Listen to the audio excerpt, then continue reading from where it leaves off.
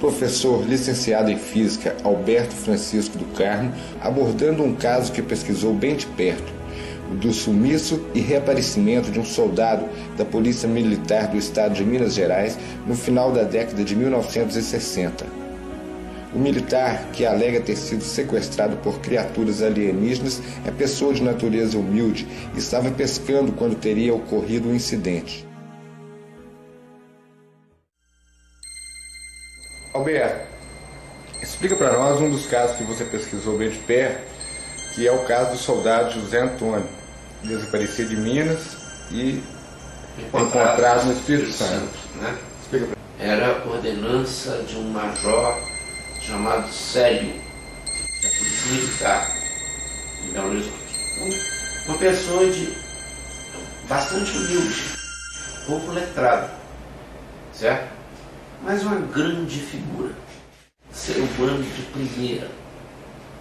Ele até hoje, na família, na vizinhança onde mora aqui em Belo Horizonte, ele é extremamente respeitado e não mudou absolutamente nada. É a serenidade em pessoa.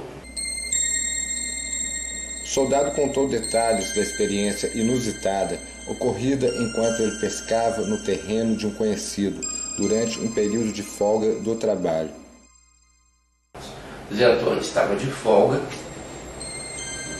no serviço dele e resolveu pescar e num lugar pouco atraente, certo? Era um poço perto de um sítio de um outro camarada que era da PM de Minas Gerais, o coronel Aristides, que já deve ter falecido. Numa sexta de noite, nem armou a barraca. Então, ele dormiu ali em cima, ao relento. Bom, aí amanheceu o dia, ele ficou lá pescando, aí de tarde, 3 horas da tarde, mas foi na parte da tarde, não foi na parte da manhã não. Ele escutou algo parecendo um mugido, negócio assim. E ato contínuo veio uma chama. Ao manter contato com os humanoides, o então militar se assustou e foi atingido por uma espécie de raio na perna. Ele viu um jato de fogo sair, como se fosse um laser, hoje, né? E o atingiu na perna, na barriga da perna. Aquilo deu um formigamento na perna, no corpo dele, na parte inferior. Ele se abaixou e quando ele tentou se levantar, ele não conseguiu mais se levantar. Surgiram 2 tripulantes, deviam ter coisa de 1,40 m, eram baixinhos, certo? Eles viviam uma roupa cinzenta, né? Inteiriça, não brilhante, fosca. No momento do encontro, as criaturas mostravam o seu semblante, e somente depois, quando adentrou a espaçonave, José Antônio foi obrigado a usar uma espécie de capacete, semelhante a um elmo, que também foi utilizado pelos seus captores durante a viagem. E eles o arrastaram, semi-paralisado. Ele viu então um terceiro portando alguma coisa que parecia um bacamarte, aquela espingarda antiga, né? Mas muito clean, né? Um design assim muito clean, com um lugar assim para manusear. E aí ele viu o OVNI.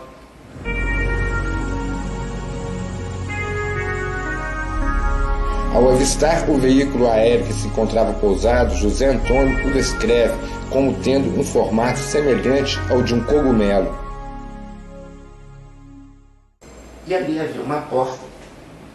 Dentro havia apenas um cubo com 2 alavancas, uma maior e uma menor. E em frente a esse cubo, mais 3 outros cubos, na qual ele foi colocado e amarrado. E os 2 captores dele ficaram de escolta do lado dele. E o tal que disparou a arma, que parecia ser uma espécie de comandante. Ele se assentou naquele cubo da frente, não me lembro se virado para frente ou virado para trás, mexeu numa alavanca menor. Quando ele mexeu na segunda alavanca, pareceu que a coisa disparou de uma forma que ele perdeu a noção do tempo. Diz que a coisa começou a acelerar de uma forma tão grande, mas tão grande, que a cabine foi invadida aos poucos por uma luz. E num determinado ponto ele não via nada, apenas luz. Ele até fechava os olhos, porque um detalhe que eu esqueci, quando ele entrou, eles puseram um capacete igual ao deles, e o negócio era assim: ele abria do lado, abria uma portinha e enfiavam nesse sentido, certo? E fechavam atrás. Coisa que ele também ficou só vendo o mundo por 2 buraquinhos do elmo, vamos chamar de capacete. Então ele ficou muito incomodado, e o capacete, nós tivemos a ocasião de vê-lo poucos dias depois, machucou ele todo aqui, ó. Eu vi direitinho a cicatriz do capacete, direitinho. Bom, esse estágio de tudo, se não me engano, ele falou conosco que era como se eles viajassem num fogo que não queimava. Mas que durante essa fase em que ele não via mais nada, que eles conversavam, os tripulantes, nos mugidos deles, entre si, como se fosse uma coisa corriqueira, estivesse acostumado com isso. Ele não, ele fechava os olhos, ele não aguentava aquela luz toda. Bom, aí ele sentiu que o aparelho estava descendo e tocou o chão. Quando tocou o chão, eles se levantaram e taparam os 2 buraquinhos, que era a única coisa que ele conseguia ver. Certo? 2 buraquinhos. Então ele foi arrastado e ele escutou um alarido, como se ele estivesse sendo levado pela acústica, alguma coisa assim, um corredor, etc. Foi mais ou menos ele ajudando, ainda com a perna meio paralisada. E até que ele foi assentado.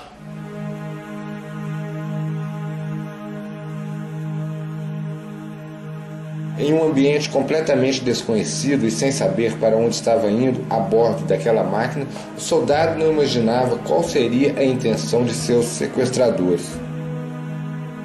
Obrigado a usar uma espécie de capacete por alguns momentos, ele pôde sentir a máquina em movimento.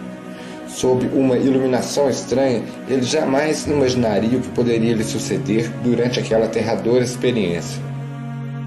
José Antônio descreveu os detalhes peculiares do interior do OVNI, como novas concepções para a luz e o uso de um objeto cúbico. Quando o disco voador pousou, José Antônio foi levado para um estranho local com os olhos vendados, onde havia diversos seres semelhantes aos seus sequestradores.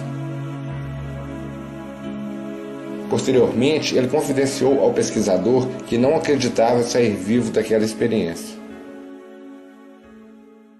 Foi sentado em alguma coisa, e mais tarde ele descobriu que era outro cubo, certo? Mas só que ele não podia mal ver as coisas assim, porque ele não mexia com o capacete assim, ó, machucava. Então as coisas que ele viu ficou assim. Você pergunta para ele o que tinha no teto, ele não consegue dizer. Entendeu? Eles lembravam aqueles doentes, os leprechauns da Irlanda, né, que naturalmente eu nunca ouvi falar, mas eles eram alourados, ruivos, barba, cabelo espesso, olhos, era tudo verde aqui dentro. Imagina que tudo verde. Certo? A boca não era assim, não. Era assim. Mas que quando ela abria, ela abria como boca de peixe. Então, o que nós podemos pensar disso? Essas pessoas jamais poderiam falar nossa língua.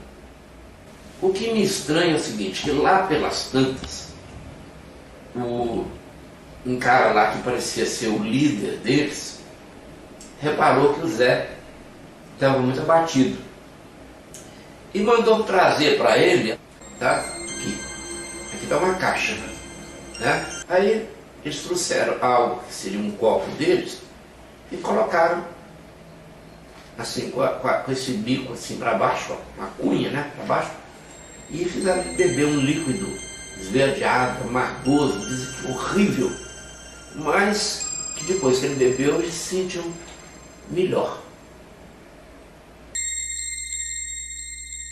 O soldado diz que se sentiu a atração principal entre aquelas criaturas, uma vez que seria de outro mundo.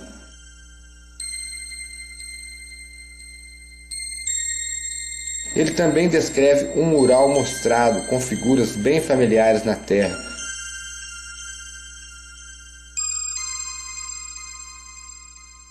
Mas aí teve as partes, vamos dizer, sinistras do caso, porque era uma assembleia do lugar onde ele estava, os captores dele ficaram do lado dele, sem os elmos.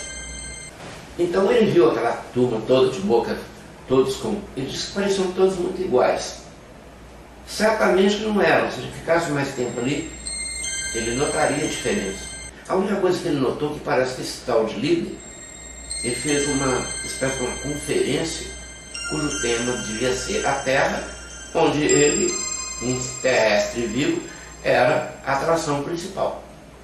Aí ele olhou para a esquerda e viu, isso está muito bem desenhado, uma espécie de mural que não era fotografado, era bem desenhado, arte acadêmica.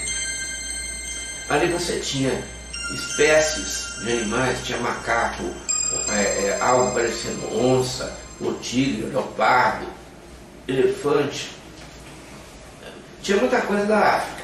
Mistério dos mistérios, lá no fundo do salão, tinha algo que parecia, digamos, um carro de corrida, mas virado. Ao contrário, que tinha do lado duas seriam rodas, mas na verdade tinham lá dentro algo tipo ventiladores carenados. Ele não soube nunca para que servia aquilo. Bom, aí ele olhou mais para o lado assim e viu algo parecendo assim, umas lápides. Essas lápides que a gente vê em cemitério, de pedra lisinha, acabada. E aí uma parte sinistra. 4 cadáveres terrestres inteiramente pelados. Né? Um branco, moreno, forte, um negro, bem negro, forte, e 2 louros mais franzinos. E ele se preparou para morrer.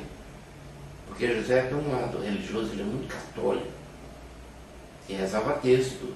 E ele tinha se posto em volta do pescoço dele, que estava até apertando com o capacete, ele estava com um terço no pescoço. Então ele começou a se preparar para morrer, começou, né? Querendo aos pais, começou. Quando o tal líder estava falando para aquela assembleia lá, a tripulação do lado dele, né? Os capitães dele, né? Viu ele falando, eu acho que ele pensou que aquele texto podia ser algum instrumento de comunicação, dele qualquer coisa, e ele avançou furioso e tentou arrancar o texto do pescoço dele. Aquela figura do Cristo fundiu a cuca geral. Porque ele passou de mão em mão, olhava, vamos dizer, o que será aquilo, e tal, e tal. Aí eles foram mexer nas coisas dele, que aí que ele reparou que eles tinham trazido toda a bagagem dele. E no meio das carteiras, ele tinha a carteira da PM, sei lá, outras carteiras que tinham por aí, eles resolveram ficar logo com a carteira de identidade. O Zé diz que eles começaram a discutir entre si como se tivessem decidindo o destino a ser dado a ele. E nisto se materializou mas os extraterrestres não perceberam uma figura com uma espécie de um camisolão pardo, com um cinto de corda, tipo franciscano amarrado, cara de longas barbas, e que teria falado com ele em português. Ele não era anatomicamente igual aos outros, era alto e tal coisa, mas só sei que aquela figura falou com ele, sabe? Falou sobre a futura mulher dele, ó, você vai casar com uma pessoa assim, etc, etc, etc. Mas como você é um homem de fé, você vai sair daqui. Fique tranquilo. Certo? Eu só sei que depois que essa figura desapareceu, e que durante 40 anos ele não disse quem era, fosse o que fosse, eles decidiram que iam devolvê-lo. Então vendaram os olhos dele, dizer que se sentiu, ai meu Deus do céu, graças a Deus, eles vão me levar de volta. E o arrastaram, certo? Pelo mesmo, ele teve a impressão que era um corredor, coisa parecida, e até um lugar onde ele foi sentado de novo, e quando tiraram a venda, ele estava outra vez dentro do disco, do mesmo jeito, do OVNI, né? O duplo cogumelo com vigas, do mesmo jeito. E houve a viagem de volta. E houve, de novo, a invasão de luz. Aí, ele sentiu que o objeto estava descendo, né? Mas aí ele estava tão exausto mesmo, que ele desmaiou. José Antônio foi deixado em um local desconhecido, à beira de um córrego, onde ele calmamente resolveu pescar em seguida. Nesse local, ele viu uma égua e um potro e, ao se informar onde estaria, soube que estava entre as cidades de Vitória e Colatina, no vizinho estado do Espírito Santo. Sentiu uma sede horrível, que ele bebeu um cantil e meio e só não bebeu mais porque não cabia. Certo? Parece que isso provoca uma desidratação violenta no cara. O pesquisador Alberto Francisco do Carmo vê possíveis associações entre a experiência vivenciada por José Antônio com detalhes apresentados na teoria da relatividade de Albert Einstein e apresenta seus argumentos.